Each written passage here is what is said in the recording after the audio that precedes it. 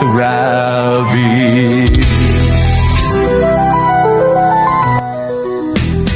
Talk with Ravi. வணக்கம் அன்பு தமிழ் உறவுகளே, ஒரு இனிமையான மாலை பொழுதில் எங்கள் கலியத்துக்கு வருகை தந்திருக்கின்ற அன்பு சகோதரர் அருமை நண்பர் கேதி அவர்களை சந்திப்பதிலே மகிழ்ச்சி அடைகிறேன். இனிய மாலை வணக்கம் கேதி அவர்கள். வணக்கம். வணக்கம். கிட்டத்தட்ட 11 ஆண்டுகளுக்கு மேலாக கனடிய தமிழ் காங்கிரஸ் மிக வெற்றிகரமாக நடத்திய தெருவிழா இந்த ஆண்டு மார்க்கம் பகுதிக்கு மாற்றப்பட்டிருக்கிறது. அதுக்கு என்ன காரணம்?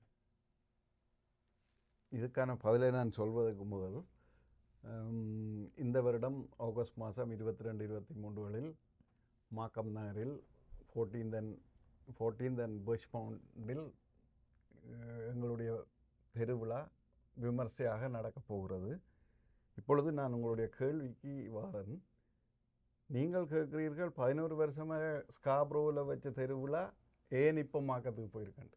என்னுடைய கவலை என்னென்னா, மாக்கம் மேயர் எங்களை கூப்பிட்டு இந்த ஊரில் மாக்கத்தில் ரிச் சிட்டியில் இந்த தெருவிழாவை வையுங்களேன்ட்டு கேட்கும் வரை நாங்கள் வெயிட் பண்ணது பெரிய ஒரு குற்றமாக நான் அதை பார்க்குறேன். ஏனென்று சொன்னால், இன்றைக்கு கனடிய மக்கள் 5 லட்சம் பேர், இலங்கை மக்கள் 5 லட்சம் தமிழர்கள் இங்கே இருக்கிறோம். ஸ்காப்ரோ டொரண்டோக்குள்ளே 2 லட்சம் பேர் இருந்தாலும் அடுத்த பெரிய சிட்டி மாக்கத்தில் தான் அடுத்த சனத்தொகை இருக்குது. அப்போ நாங்கள் எப்போவோ சிந்தித்து 3வது வருஷமே 4வது வருஷமே வச்சிருக்க வேண்டியது. மேயர் எவ்வளோ காலம் வெயிட் பண்ணிட்டு கேட்டிருக்கிறார். அன்னைக்கு எத்தனையோ பேர் சொல்லி நம்ம மாக்கம் சிட்டி ரிச் சிட்டி அங்கே ஒன்றும் செய்யலாது, ரேசியம் இருக்குது, அது இருக்குது, இது இருக்குண்டு. ஆனால் அந்த நாட்டின் தலைவர், அந்த டிஸ்ட்ரிக்டின் மாக்கம் மேயர் எங்களை முன் வந்து ஒரு சின்ன கம்யூனிட்டி அங்கே வையன்று சொன்னதுக்கு நாங்கள் எவ்வளவு பெருமையோடு இந்த 11 வருஷம் நடத்தியிருக்கிறோம்னு தான் அதுக்கு காரணம். நிச்சயமாக இந்த இடத்துல என்னோட குறிப்பிட்டே ஆக வேண்டும். அந்த விழாவுக்கு நானும் அந்த அங்குரார்ப்பண விழாவுக்கு நானும் வந்திருந்தேன். மேயர் அவர்கள் எங்களுடைய பாரம்பரிய இசை வடிவமான பறை அதை அடித்து அந்த விழாவை அங்குரார்ப்பணம் செய்தால் உண்மையிலே மகிழ்ச்சியாக இருந்தேன். என்றால் பறை என்பது செய்திக்குரிய ஒரு சொல். அதாவது அந்த காலத்தில் ஸ்பீக்கர் இல்லை, டிக்டாக் இல்லை, இந்த இதுவுமே இல்லாத காலத்தில் ஒருவர் ஏதாவது ஒரு செய்தியை பொதுமக்களுக்கு சொல்ல வேண்டும் என்றால் பறை அடித்து தான் அதை நல்ல காரியம். தமிழர்கள் முதல் கூடல், அதாவது தனித்தனியாக மனித வாழ்ந்த மனிதர்கள் முதல் கூடலுக்கு இந்த கூட்டம் கூட்டுவதற்கு பாவித்த தொலைபேசி அதுதான் பறை முழங்கினால் அது. ஆகவே அதை தானே அதை அடித்து மகிழ்ச்சியாக அதை ஏற்றுக்கொண்டார். அது மட்டுமில்லை, நீங்கள் குறிப்பிட்டது போல மார்க்கம் சிட்டி பெரும் வசதியான கவனிச்சனங்கள். அவர் எத்தனை தடவை நன்றி சொன்னவர் நீங்கள் இங்கே வைக்கிறதுக்கு. ஆமாம், கட்டாயம் சிட்டிக்கு. ஸோ மகிழ்ச்சிக்குரிய செய்தி. கட்டாயம் நாங்கள் அங்கே வைக்க வேண்டிய நிலைப்பாடு இருக்குது. அதை விட 11 ப்ராவின்ஸ் 10 ப்ராவின்ஸிலும் தமிழர்கள் நிறைந்திருக்கிறார்கள்.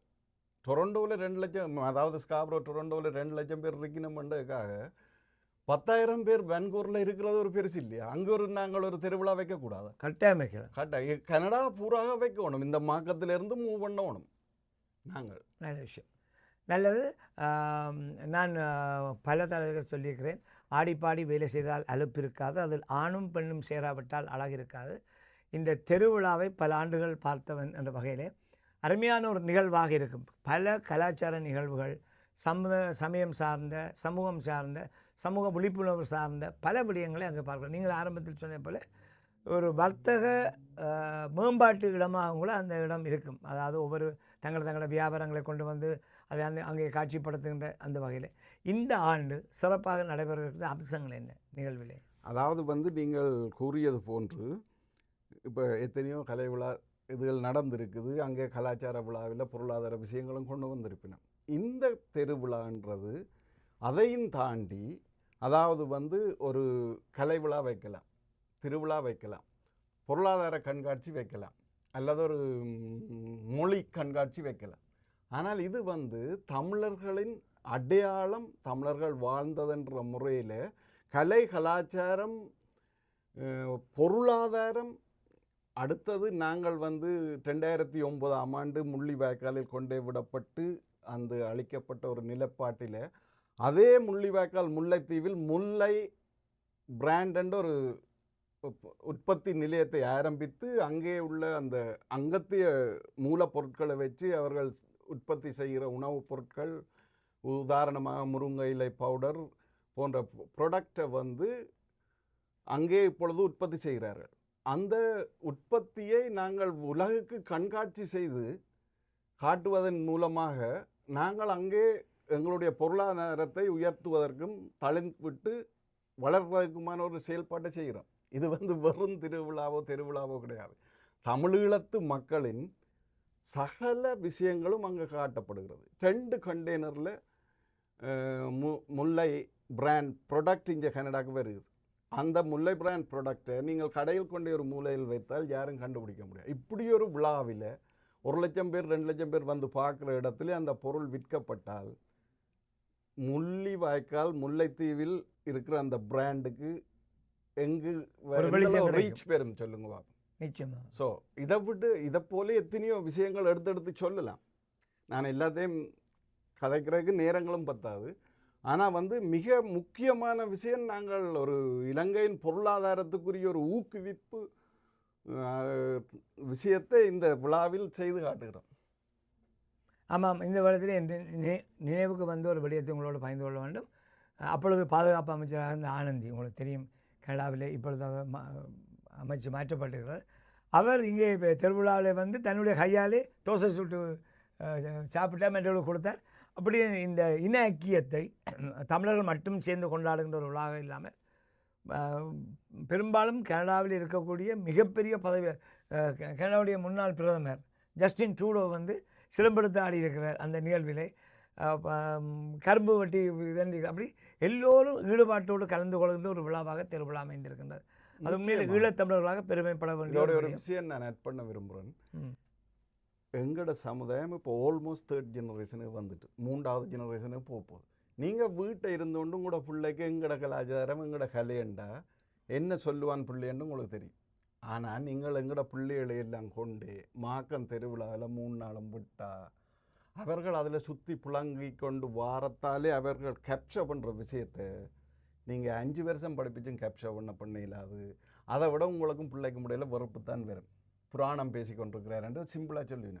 ஆனால் நீங்கள் அந்த கலாச்சார விழாவில் கண்ணால் பார்க்க விட்டு உணர விட்டு சாப்பிட விட்டு ஒவ்வொரு ஆக்களோட புழங்க விடைக்க எங்களோட சமுதாயம் இன்னும் அந்த அங்கே உள்ள தமிழர்களோட ஒரு தொடர்பை வச்சிருக்கு. 2வது, இங்கே உள்ள மக்களுக்கு தமிழர்களின் கலாச்சாரம் என்ன, தமிழர்கள் எப்படி வாழ்ந்தார்கள் முன்னுக்கு, இன்றைக்கு அவர்கள் எவ்வளோ அட்வான்ஸ்மெண்ட்டில் இருக்கிறார்கள், இன்னும் கலாச்சாரத்தை பேணுகிறார்கள், அவர்கள் ஒரு சமூக கட்டுப்பாடு சமூக கட்டுக்கோப்போடு வாழ்ந்தவர்கள் என்றதை இந்த சமுதாயத்துக்கு சொல்லுவதன் மூலம் இந்த சமுதாயம் எங்கள் மேலே உள்ள சந்தேகங்கள் நாங்கள் எப்படி என்றெல்லாம் அவை யோசிச்சு கொண்டு தெரியாமல் நாங்களே பிரதிபலிக்கிறோம். என்ன 11 வருஷமாக டொரண்டோ சிட்டி மல்டிகல்ச்சரல் சிட்டி ஸ்காப்ரோவில் வந்து நாங்கள் விளங்கப்படுத்தி முடிச்சிட்டோம். மாகம் சிட்டிக்கும் இது கொஞ்சம் கொஞ்சம் புதுசாக இருக்கும். புதுசாண்டு பெரிய அளவில் இல்லை, பட் எல்லா விடயங்களும் அமைந்து வரைக்கும் அவைக்கு மிக இலவாக புரிந்து கொள்ள முடியும் தான். ஆமாம், நிச்சயமாக அது ஒரு நல்ல விடயம். இன்னொன்றை சொல்லி ஆக வேண்டும். நீண்ட காலம் குளிருக்குள்ளே போராடி விட்டு ஒரு குறுகிய காலம்தான் எங்களுக்கு கோடை கிடைக்கும். அந்த கிடைத்திருக்கின்ற குறுகிய பகுதிக்குள்ளே எல்லோருமாக கூடி உணவு உண்டு மகிழ்ந்து உறவுகளை சந்தித்து நண்பர்களை சந்தித்து ஒரு கலகலப்பாக குதூகலமான ஒரு தினமாக அந்த 2-3 நாட்களும் இருக்கும். அதுபோல் ஒரு எழுச்சியை மகிழ்ச்சியை தரக்கூடிய ஒரு சம்பவம். நிச்சயமாக. இதோட ஒரு சின்ன ஒரு விஷயத்தை நான் சொல்கிறேன். லாஸ்ட் 3 இயர்ஸை ஃபாலோயிங் கொரோனா, அதாவது கொரோனாவை தொடர்ந்து கனேடியர்கள் வந்து ஃபுல் டிப்ரெஷனுக்கே இருக்கிறேன். அதிலும் நாங்கள் தமிழ் மக்கள் அந்த நியூ கமர்ஸ் 20-30 வருஷத்துக்கு வந்து நாங்களும் ஒரு பொருளாதார ரீதியாக வீட்டை வேண்டி 2வது வீட்டுக்கு போய் இப்போ எப்படி ஹேண்டில் பண்ணுறது தெரியாத ஒரு ப்ரெஷர் டிப்ரெஷனில் இருக்கேக்க இந்த 2 நாளும் உங்களுக்கு எவ்வளோ விடுதலையை தரும். ரிலாக்ஸ் நிச்சயமாக இருக்கும். ரைட், நீங்கள் இது எல்லாத்தையும் மறந்து இலங்கை போயிடுவீங்க. ரைட், பனம்பழம் இருக்குது, நொங்கு இருக்குது, வட்டி குடிக்க வேண்டோன்னா உங்களுக்கு அந்த அட்லீஸ்ட் 48 ஹவர்ஸுக்கு மோகேஜ் நினைப்பே வராது. நிச்சயமாக. ஆகவே இது ஒரு அருமையான எங்களுடைய மக்களுக்கு எழுச்சியை மகிழ்ச்சியை தரக்கூடிய ஒரு திருவிழா. எப்பொழுது நடைபெறுகிறது? இங்கு நடைபெறுகிறது. இது வந்து 22-23 ஆகஸ்ட் மாதம் மாக்கம் சிட்டியில் பர்ச்மவுண்ட் நார்த் அண்ட் 14th அவென்யூவில் ரோட்டை வந்து 250 300 மீட்டர் பிளாக் பண்ணி 2 பக்கமும் பார்க்கிங் எல்லாம் இருக்குது, தாராளமான பார்க்கிங் எல்லாம் இருக்குது. அந்த இடத்துல தான் நடக்கும். ஆகஸ்ட் மாதம் 23ஆம் தேதி, ஆகஸ்ட் 22 and 23 நல்லது. அதிகமாக திருவிழாவிலே அருமையான பாடகர்களை அழைத்து வந்து பாட வைப்பார்கள். நல்ல கலை நிகழ்ச்சிகள், கூத்துகள், அப்படி எங்களுடைய பாரம்பரிய பழக்க வழக்கங்களை சார்ந்த நிகழ்வுகளும். இந்த ஆண்டு திருவிழாவிலே மாலை நேரத்தில், அதாவது இரவு நேர நிகழ்ச்சிகள் மிக சிறப்பாக இருக்கும். அருமையான பாடல்கள், அருமையான நிகழ்ச்சிகள் இடம்பெறுவது வழக்கம். இந்த ஆண்டு எத்தகைய நிகழ்ச்சிகளை ஒழுங்குபடுத்தி இருக்கிறீர்கள்? இந்த ஆண்டு இவ்வளோ காலம் நடந்தது மாதிரியான சிறப்பான கலை நிகழ்ச்சிகள் தான் ஒழுங்குபடுத்தப்பட்டிருக்கிறது. இன்னும் மெருகூட்டப்பட்ட, உதாரணத்துக்கு இந்த முறை ஸ்ரீனிவாஸ் வாரர், அவரோட டிவனேஷ் வாரர். உங்களுக்கு தெரியும் தானே டிவினேஷை பற்றி ஒரு வார்த்தை சொல்லியாக வேண்டும். மிக சிறு வயதில் அவர் பிறக்கிற காலத்துக்கு முன்பே வந்த பாடல்களை அற்புதமாக பாடி தன்னுடைய பேரநாள் மூலமாக அதை கற்றறிந்து பாடிய நேரமில்லாத ஜி தமிழிலே அவர் பாடியிருந்தார். பாடிய ஒரு சிறிது காலத்துக்குள்ளே உலக புகழ் பெற்றவராக மாறிவிட்டார். அடிக்கடி இப்போ கனடாவுக்கும் பல நாடுகளுக்கும் வந்து போகிறார்.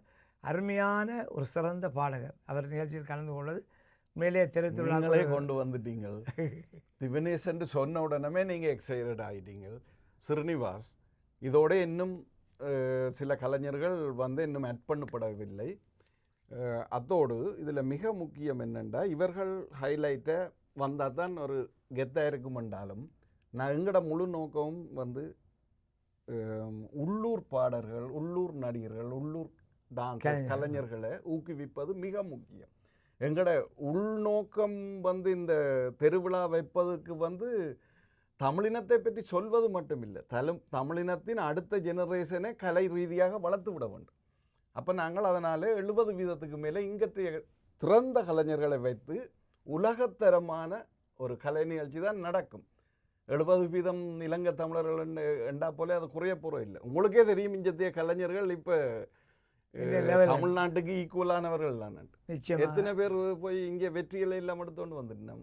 நிச்சயமாக. ஆகவே இந்த ஆண்டு நடைபெறவிருக்கின்ற எதிர்வரும் 22, 23ஆம் தேதியில் நடைபெறவிருக்கின்ற திருவிழா நிச்சயமாக உங்கள் எல்லோருடைய மனையும் கவர்ந்த ஒரு அருமையான சிறப்பான நிகழ்வாக அமைய வேண்டும் என்று உங்களை வாழ்த்தி, இந்த சிறப்பு சந்திப்பு நிகழ்ச்சியில் கலந்து கொண்டு சிறப்பித்தமைக்கு உங்களுக்கு நன்றி கூறி விடைபெறுகிறேன்.